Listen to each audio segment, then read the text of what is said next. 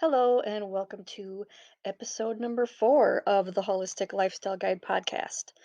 So, this is going to be part 2 of a three-part series where I'm going through the foundations or the fundamentals of holistic health.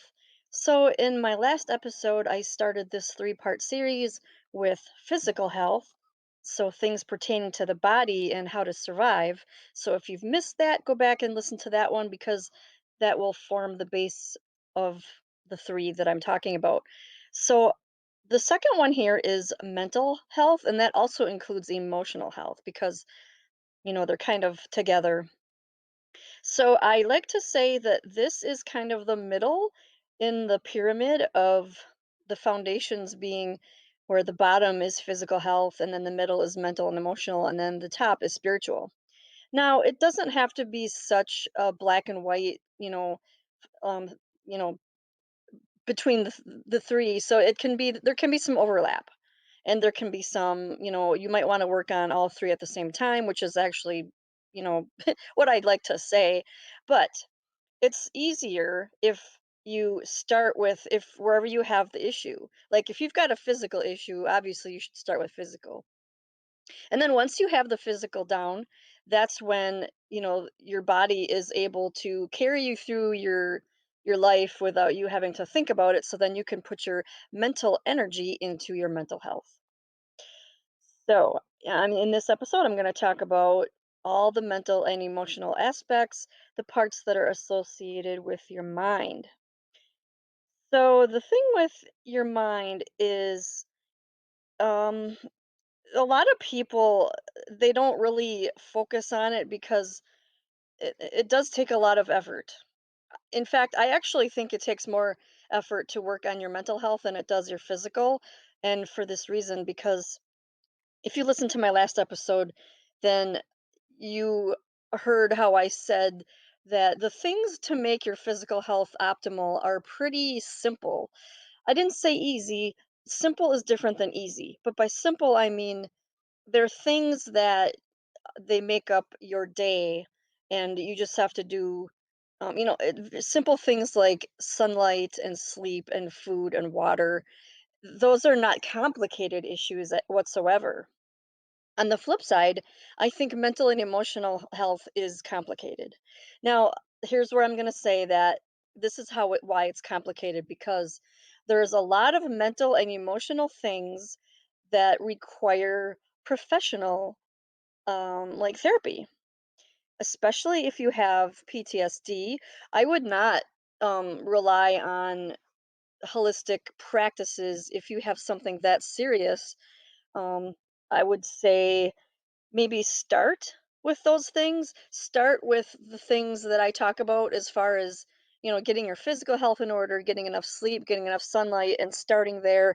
And then if there's some sort of a chemical imbalance in your brain which could be causing depression or anxiety, now that's where you should go see someone. So I like to say that the stuff that I talk about, it kind of complements that.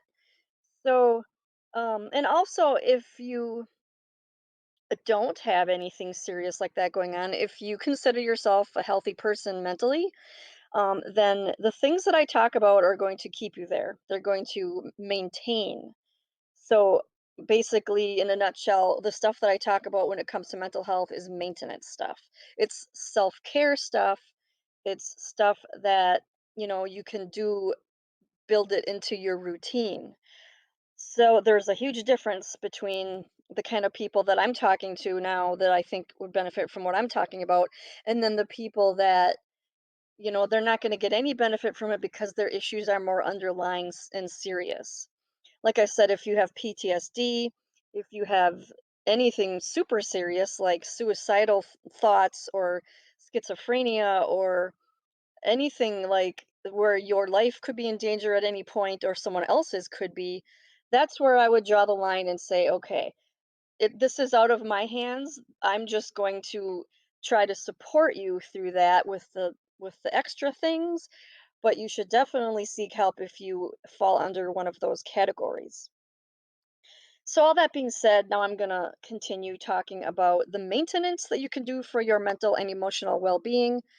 And So I like to think of the mind as the middle between the body and the soul, like I said. So once your bodily needs are taken care of, in order to reach the spiritual evolution that holistic health offers, I think we must master the human mind. And a lot of times, the mind and the body work together in so many ways. The mind could create problems in the body, and just like the body can create problems in the mind. And that's why they are so closely together. So, mental problems are they're so rampant in our society.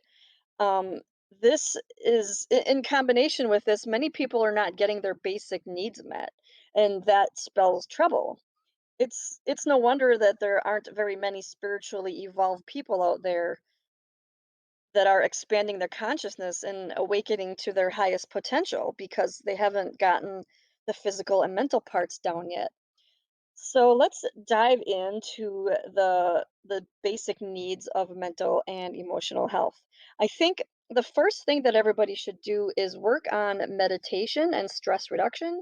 And I kind of put those in the same category because stress is the main reason why people go to the doctor, I've heard. I mean, everything goes back to stress. Obviously, this wouldn't be emergency things. This would be things that end up being a chronic issue. And so meditation is the best way to prevent stress. It's not the only way, but it is, I think, the best way. I think you can't really argue with the statistics because no matter what study you read, the facts are there that meditation improves anxiety, it improves insomnia, it improves your work productivity, it can even prevent heart disease in the long run. So, meditation cannot be overlooked since it is one of the foundations of building a healthy lifestyle. I actually have a blog post that goes further into detail about how you can master meditation and even using altered states to reach meditation, which I think is very beneficial because many people, if you don't meditate, your reason probably is because you can't sit still. Your mind is always racing. You don't want to waste time sitting in any spot not doing anything because you have so much to do, and I understand that completely. And that's why I wrote that blog post about using altered states to get into a meditative state because meditation is not just clearing your mind. In fact, it shouldn't be clearing your mind. I mean, it is very good to not have thoughts, but you can get there so much easier than just forcing yourself to not have a thought. So I'm going to leave some links in the description in the show notes for both of those articles on meditation and then altered states because they will be very helpful for you to reduce stress. So stress, there's many ways that we can reduce stress in our lives, such as getting regular massages, taking bubble baths, even laughter, or watching just less violent entertainment. That goes a long way. And then there's also aromatherapy.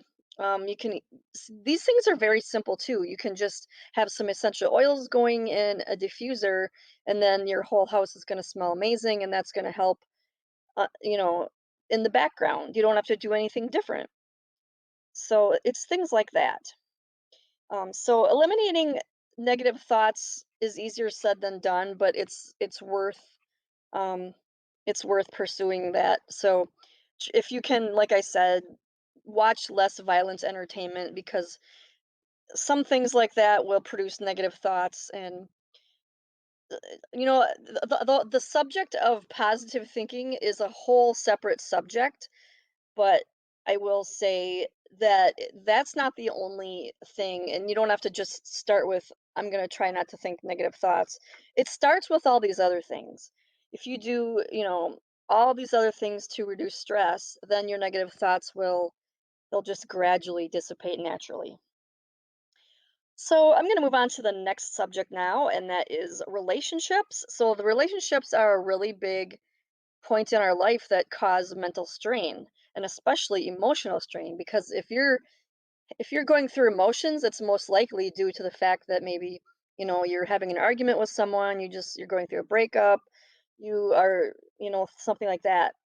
So I like to talk about toxic relationships especially, I think ending toxic relationships is a biggie when it comes to helping your mental health, but it's one that many people simply will not do because they're stuck.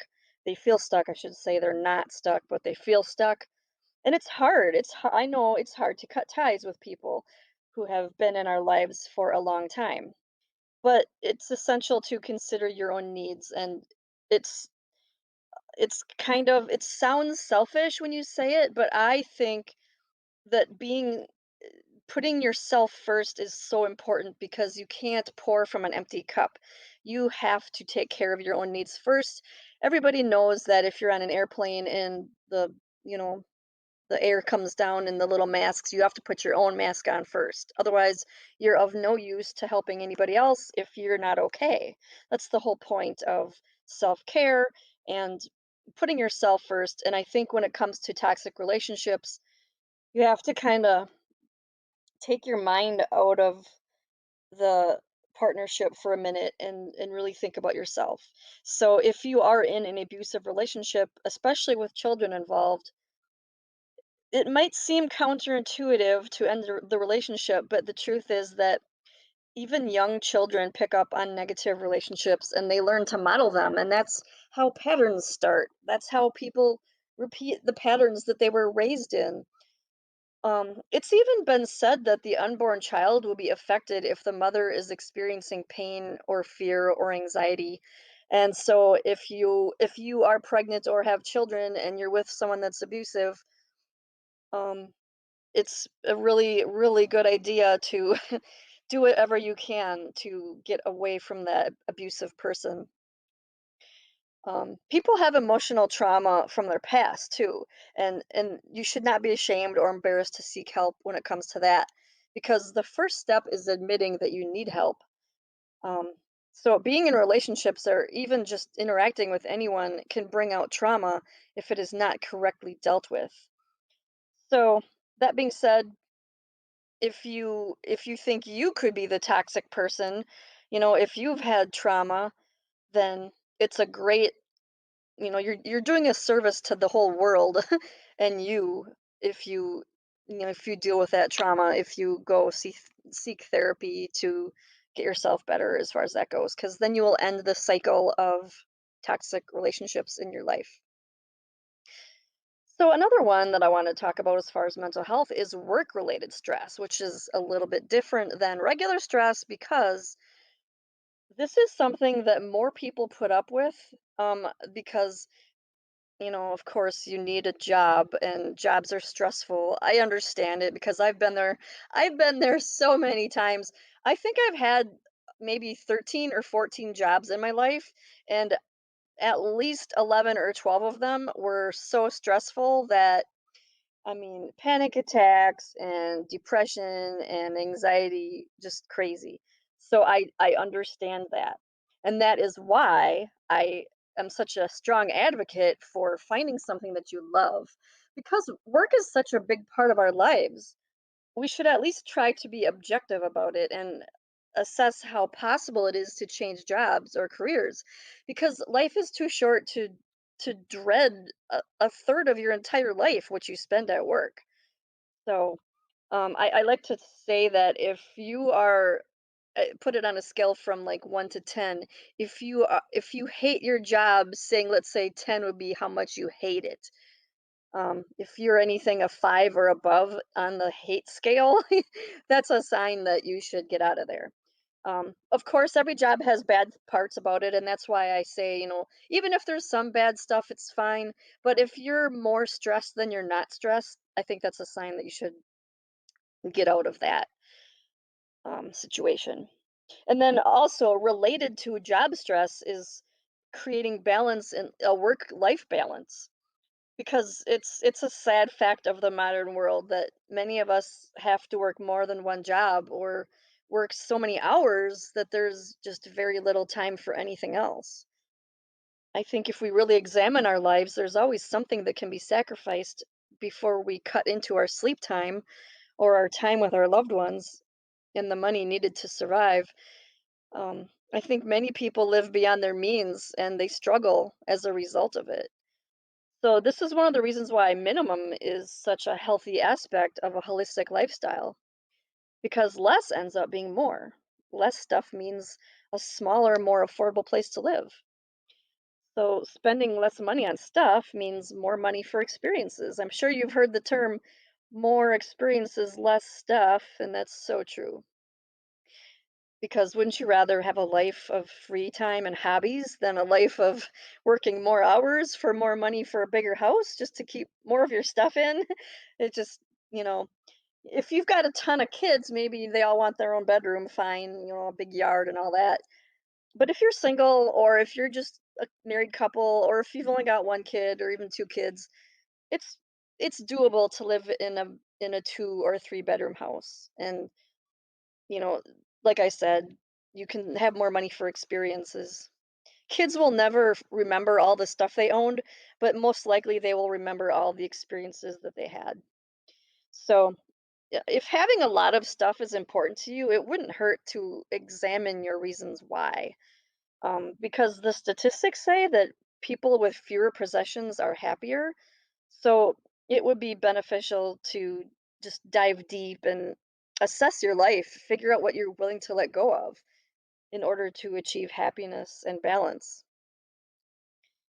So the last one here, to support your mental health is personal development. So expanding your mind is another significant factor in having a healthy mind because learning, being creative, and traveling, they're all very excellent for our mental and emotional health. I'm a huge proponent of learning, and I believe everyone should continue taking courses, reading books, watching documentaries, like just never stop. I constantly have books that I haven't finished. I've got a huge backlog of videos that I still have to watch, things like that. And then creative expression as well. Creative expression is something that many people feel that they are incapable of doing. And I think that is so unfortunate because all children are born creative. All children are so creative. And then when we stop creating, we just become stagnant. Like, imagine not ever learning anything new or creating anything new, just always being stuck in the same rut of everyday monotony. It just sounds horrible, I think. I think many people live this way, and unfortunately, they'll never grow or evolve into the best person that they can be. So that's why I like to talk so much about, personal development, personal growth. I think that's a very, very big aspect of mental health and emotional health too. So, and on that note, I'm going to say that if you are interested in taking your mental health to the next level as far as making sure that it's under control and you're doing the maintenance, I have a mental health workbook that will walk you through everything you need to achieve mental well-being. And my workbooks on physical, mental, and spiritual health, they are each $9.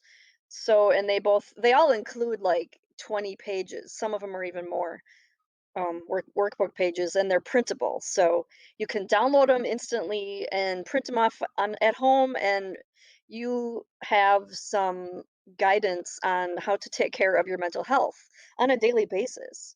And so I think I've talked about this a lot, that it all comes down to routine and habits. And that's why my workbooks and my planners and my journals help with that, because they help you to establish a routine, and the routine is what builds the lifestyle. So I will leave a link down in the show notes for that mental health workbook if you are interested in that. And on that note, I will end this podcast episode. I hope that this has inspired you to take some action steps on improving your mental health, because let's face it, we all need a little maintenance when it comes to mental health. Even if you think you don't, it's the kind of thing that accumulates. It's the kind of thing that you'll think you're fine, and then one thing will set you off, and then from there on it's just a downward spiral. And the whole point is to avoid getting to that point where you can't even help it anymore. So the workbook is a great thing to do for that, for the maintenance. So thank you so much for listening, and I hope to hear you again. I hope to see. I hope to see or hear you. I need some sleep. I need some mental maintenance. I hope that you can be on board for the next episode.